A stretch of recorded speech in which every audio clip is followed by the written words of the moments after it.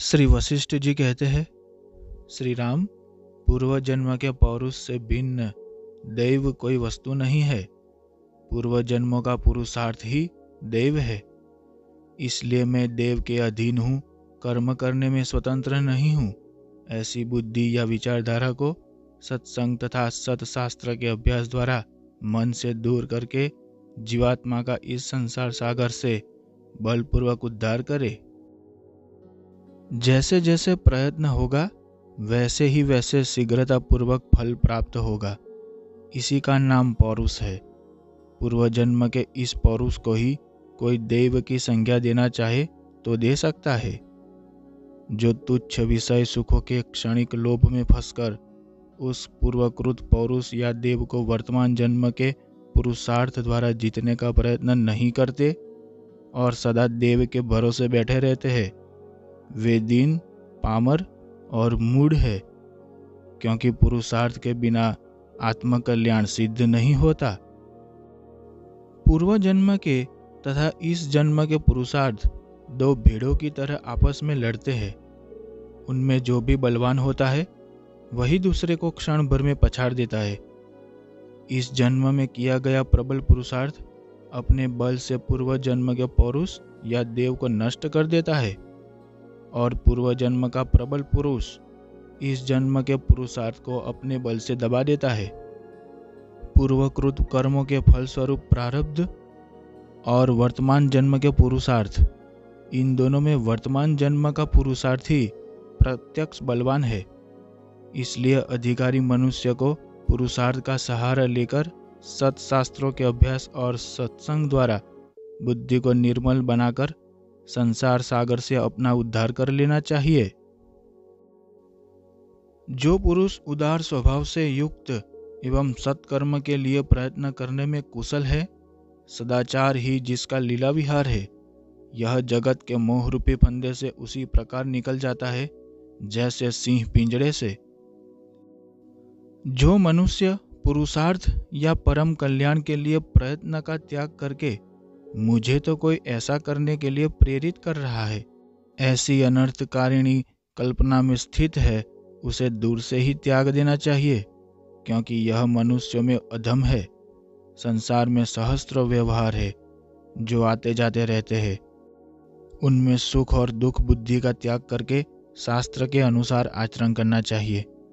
शास्त्र के अनुकूल और कभी उच्छिद न होने वाली अपनी मर्यादा का जो त्याग नहीं करता, उस पुरुष को सारी अभीष्ट वस्तुएं उसी प्रकार प्राप्त हो जाती है जैसे सागर में गोता लगाने वाले को रत्न प्राप्त होते हैं। जो मनुष्य प्रयत्न पूर्वक आत्मकल्याण के साधन में संलग्न होता है, उसे अपने पुरुषार्थ से ही हाथ पर रखे हुए आंवले की भांति यह अभीष्ट फल प्रत्यक्ष दिखाई देता है। इसलिए हे श्री राम, अपनी कोरी कल्पना के बल से उत्पन्न मिथ्याभूत तथा संपूर्ण कारण और कार्य से रहित देव की अपेक्षा न रखकर आत्मकल्याण के लिए अपने उत्तम पुरुषार्थ का आश्रय लो। जो लोग उद्योग का त्याग करके केवल देव के भरोसे बैठे रहते हैं, वे आलसी मनुष्य स्वयं ही अपने शत्रु है। वे अपने धर्म, अर्थ, काम और मोक्ष चारों पुरुषार्थों का नाश कर डालते हैं। बुद्धि, मन और कर्मेंद्रियों के द्वारा की जाने वाली चेष्टाएं पौरुष के रूप है। इन्हीं से अभीष्ट फल की प्राप्ति होती है। साक्षी चेतन में पहले जैसी विषय की अनुभूति होती है, मन वैसा ही चेष्टा करता है। मन के व्यापार के अनुसार शरीर चलता है। शारीरिक क्रिया होती है और उसके अनुसार ही फल की सिद्धि होती है।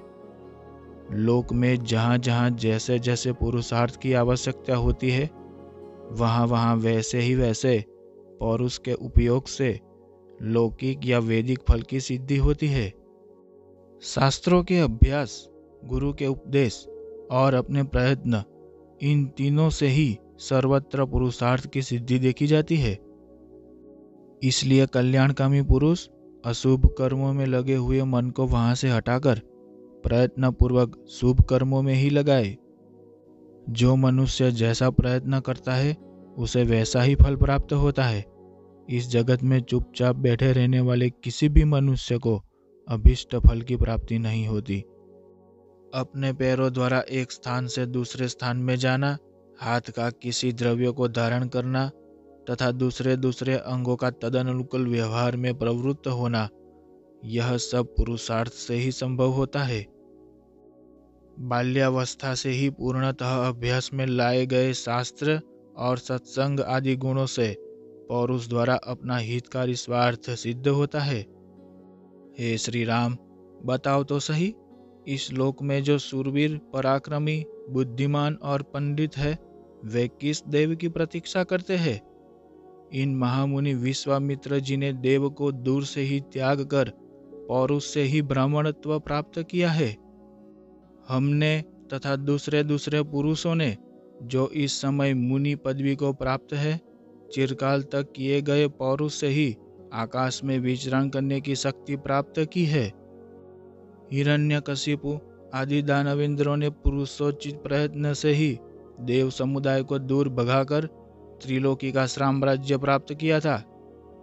फिर इंद्र आदि देवेश्वरों ने पुरुषोचित प्रयत्न से ही शत्रु सेना को छिन्न भिन्न एवं जर्जर करके दानवों से बलपूर्वक इस विशाल जगत का राज्य छीन लिया था।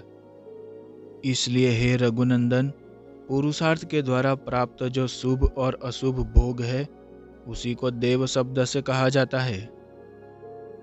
इष्ट और अनिष्ट फल के प्राप्त होने पर जो आश्वासन मात्र के लिए यह कहा जाता है कि ये मेरा पूर्व जन्म का कर्म ही ऐसा था, इस तरह की भावना को व्यक्त करने वाला वचन ही देव कहलाता है। हे श्री राम, जो मनुष्य जिस जिस वासना से युक्त होता है, वह उसी के लिए सदा प्रयत्न करता है।